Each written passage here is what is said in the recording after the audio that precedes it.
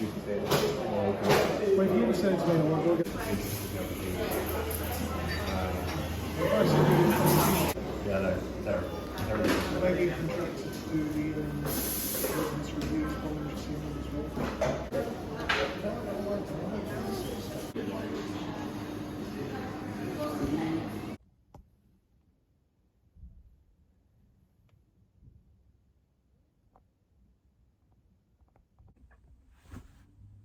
I'm being watched.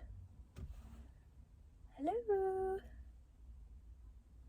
She's not bothered. Hello, welcome to a new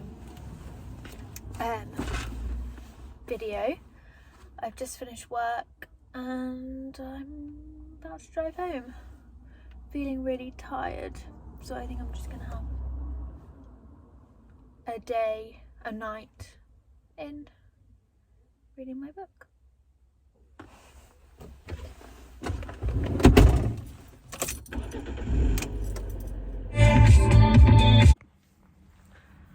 I've honestly tried to film this so many times and this is the last time. Let's just go for it. Got a lovely peppermint tea that now has reached the perfect temperature. Right, a reading update. I finished Why Did You Stay by Rebecca Humphries, a memoir about self-worth. Thoroughly enjoyed it. I think when I was describing it before, I paid too much attention to the relationship that caused her to write this book, the Strictly scandal I'm going to call it. Yeah, he obviously, like, he gets airtime in this, he doesn't get airtime, but he gets mentioned in this book quite a lot, but at the same time it's more than that. It's Rebecca's experiences with love and dating throughout her life. And yeah, in that way it was very relatable, because I think it's situations that most of us have found ourselves in. I really loved how she described her friendships, and she's just very funny, and her friends are really funny, and in particular I liked her friendship with Theo, somebody that she was really close to, and then through that relationship she had with him, the Strictly guy, grew apart, and then they get rekindle their friendship after everything happens, and that's just so beautiful and lovely to see. They're both kind of going through their own going on their own journeys, dealing with their own stuff, and yeah, it was that part I really enjoyed, and I feel like it was quite a hopeful book. I would give it trigger warnings of emotional abuse, gaslighting, and manipulative behaviour. The relationship is uncomfortable to read about, but it wasn't all doom and gloom. There was some really moments of lightness that felt really real and authentic and just really joyous, and I would read Rebecca Humphries again. I don't think she was like corny at all. Like sometimes it can be like, oh, and it was all fine and we all sipped wine and just was happy in each other's company, and like that's obviously not even a thing. I don't know why I said that, but it's not like that. It doesn't feel like forced, or it feels very natural. Everything, all the conversations she mentions, and yeah, I liked it. It was good. I'd probably give it, I don't like to give ratings, but maybe like a 3, 4. Yeah, not essential reading, but if you like memoir, it's pretty good. So yeah, that was that one. I then chuck it to the side. Next bitch. Didn't mean that, sorry. Bit rude. Next, I tried to read My Heart's a Chain Store by Stephen Graham Jones. Did not get on well with that. I don't know why. I think it's because I've been really into reading non-fiction at the minute, and that obviously is fiction, but the writing style, I just couldn't follow it, and I don't know what it is. I found it really, I just realised my sock has been on inside out all day. Does that not really piss you off, even though no one's seen it? really bugs me. You can't even tell. Yeah, what was I saying? Yeah, I just didn't really get on with it that well. So I DNF'd that after 30 pages. Something I do want to go back. I might even go back to it this month when I'm just feeling a bit. I've been really tired, and a lot of my reading has been before bed recently. And I wake up and I just can't remember what I've read. I have to go back like 10 pages to get to a point where I like know what I'm reading. So I'll stick a pin in that one. Pin it over there. I did then decide to pick up We Need to Talk About Money by Otegha Uwagba. This is a book that came out in 2021. The paperback edition, which I've got, came out this year. I haven't read anything by Otegha before. Follow her on Instagram though, and I think she's pretty cool. I get really good vibes from her, if I'm being honest. I'm on the 3rd chapter, so I'm on page 47.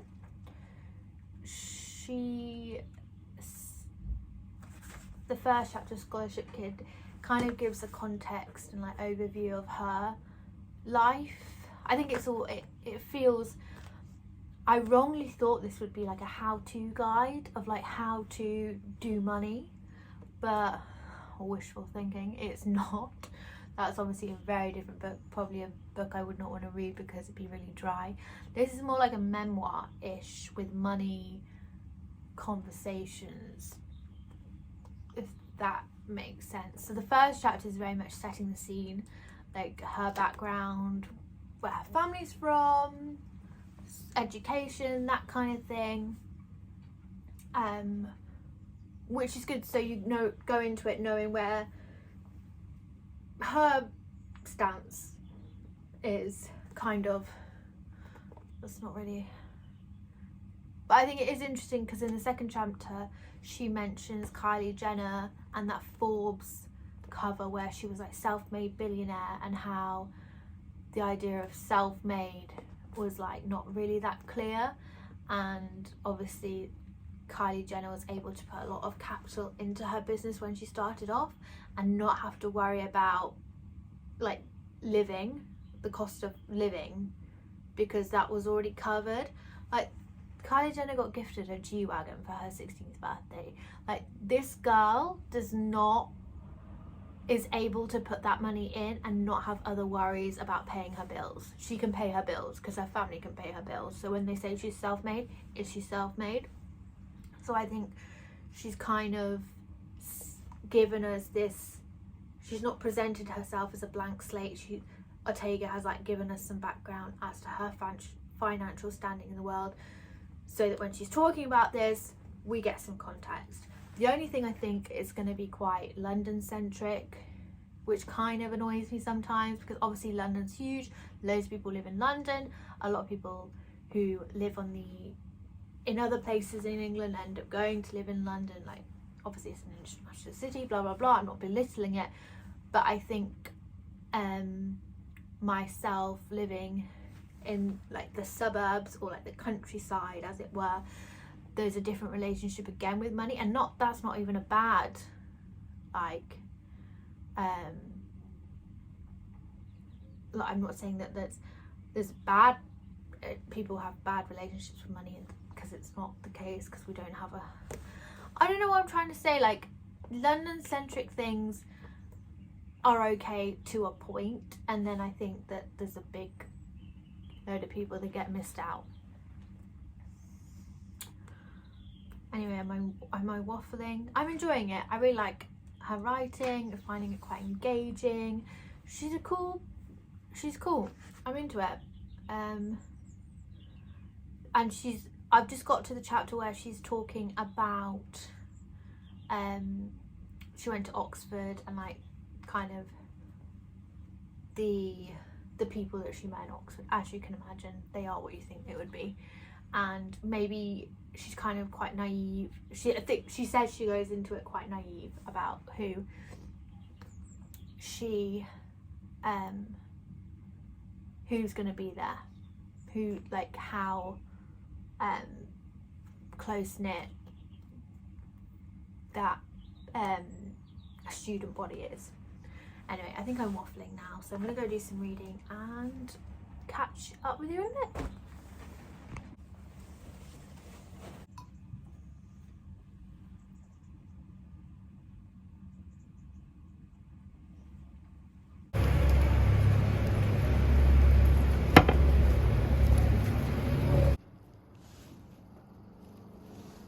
In the time it took for me to drive home and get McDonald's, the light has gone. Look.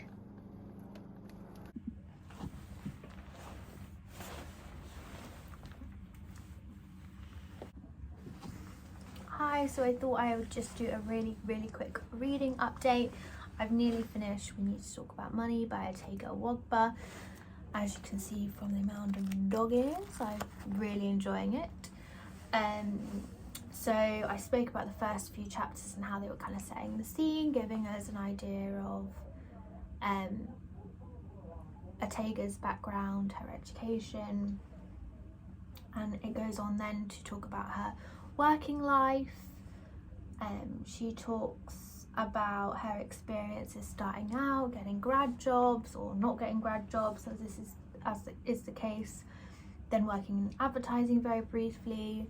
She talks about the gender pay gap within this and asking for a pay rise as a woman, and how that is deemed as,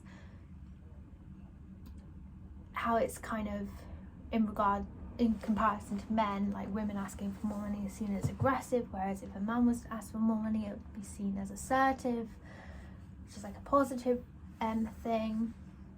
She talks about toxic workplaces where sexism and misogyny is at play, which stops women being able to progress because they're kind of pit against each other and made to feel like they can't ask for more money.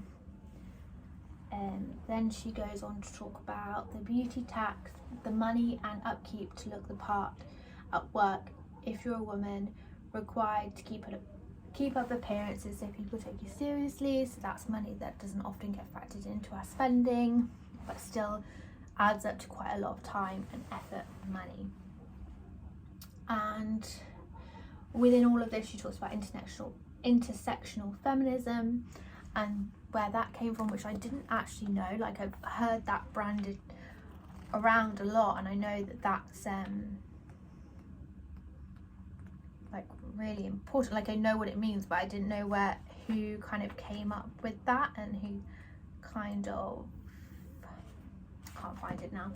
So that was really interesting because it's something that I've read a lot about but didn't actually know where it came from.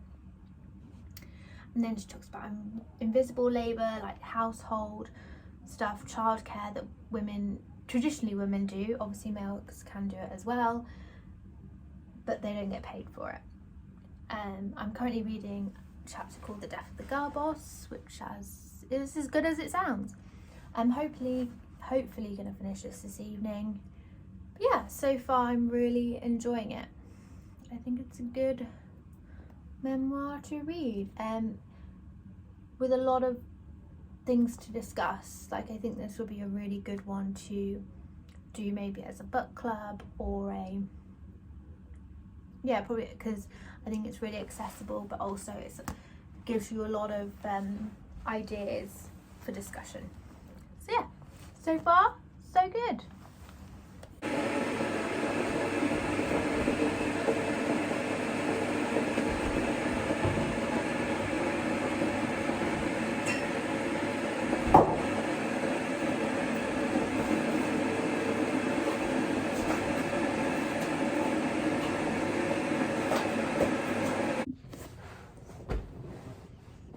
So I finished We Need to Talk About Money by Otegha Uwagba last night, and I really enjoyed it.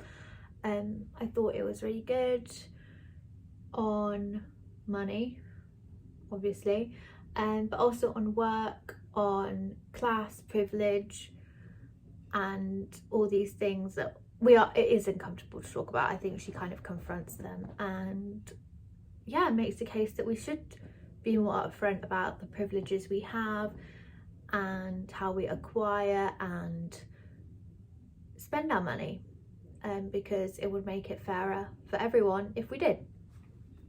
So yeah, I really enjoyed that. I would love to read more of her work. I think she's got 2 other books out, both non-fiction. But yeah, there's something I would like to pick up. Yeah, I really enjoyed that. So yeah. Next, I kind of want to stick to the memoir theme, and here I did some that I have on my shelf at the minute. So I think I'm gonna end up reading this. I'm Glad My Mum Died by Jennette McCurdy, just because a lot of people are reading it at the moment, so there's a lot of like discussion surrounding it, and I think that would be a good time to read it.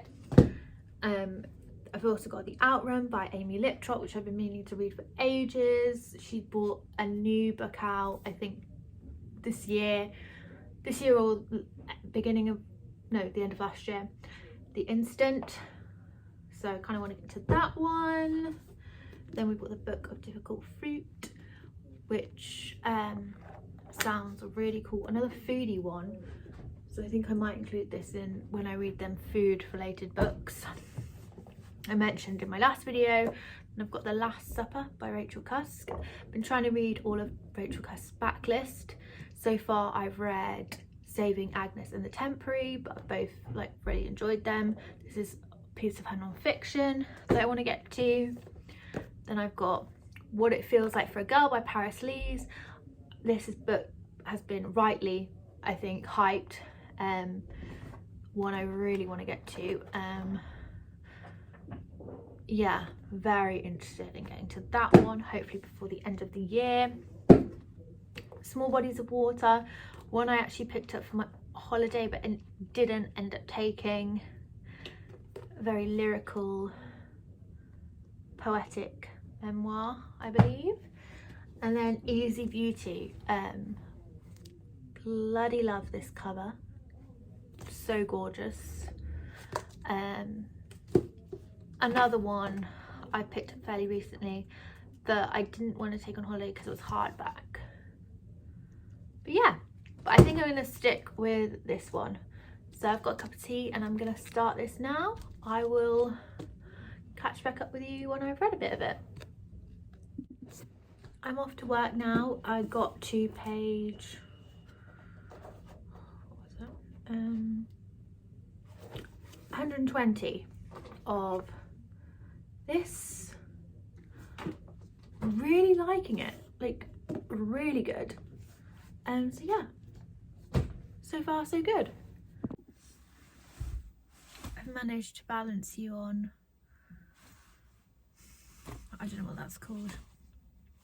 Anyway, thought I'd give you a quick reading update. I have been reading I'm Glad My Mum Died by Jennette McCurdy, and I'm loving it. It's really feeding my Nickelodeon nostalgia, but also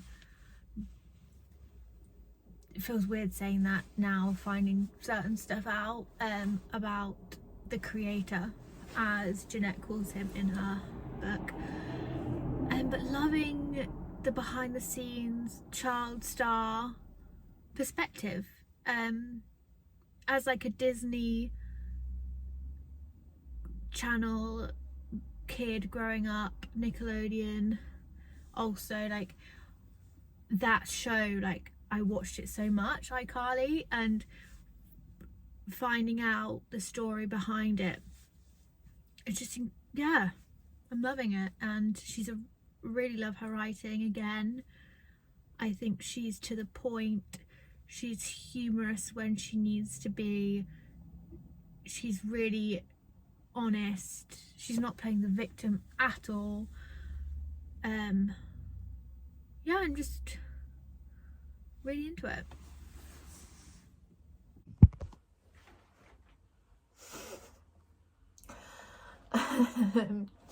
I've just finished Jennette McCurdy's I'm Glad My Mum Died,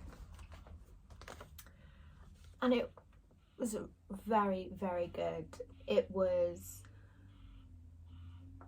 yeah, worth the hype that it's been getting. So for those of you who don't know, Jennette McCurdy starred in a hit show on Nickelodeon called iCarly. That's where I kind of knew her from. And in the book, she predominantly talks about the relationship she has, or had, sorry, with her mother. Hence the title, I'm Glad My Mum Died. Yeah, it was trigger warning for eating. My boyfriend just sent me a voice note, hold on. And we're back. Yeah, really good. So basically it, as the title suggests, it talks of Jennette's relationship with her mother, who was the one who wanted her to go into acting. And yeah, can you tell, like, I've slept a lot today. Yeah, it was a very compassionate and heartbreaking read, and I really enjoyed it. So this week I've read 3 memoirs, and I have to say they've all been really, really good. I would recommend all of them. I would say this is my favourite, and this was the most, like, these were quite uncomfortable at times, a lot of the time at times. And then this was really good for like, you kind of want to go and discuss points that she mentions in this book. Well, you do want to discuss these points, but this book, great for a book club. I would say that would be my thing for this one. And this one, these, just if you're interested in showbiz, potentially. Okay, so that was my second video, and thank you for watching if you made it this far. I'm hoping to improve with time, but so far I'm kind of enjoying just chronicling. Is that the right word? What would the word be?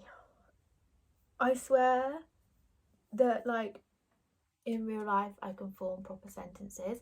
As soon as I start filming, my mind just goes blank and I'm like, I can't remember what I just read. I swear I do have some points to say about the books I read. Whether I can put them across is a different matter, as we are discovering. But anyway, thank you for watching. I'm hoping to do this again. Don't know what I'm going to read next. I've read 3 memoirs in a row and I feel like I want to read more, but also I'm like, that's probably burnout, memoir burnout at this point, especially when it's on such heavy topics. But yeah, thank you so much for watching, and hopefully I'll see you again. Bye.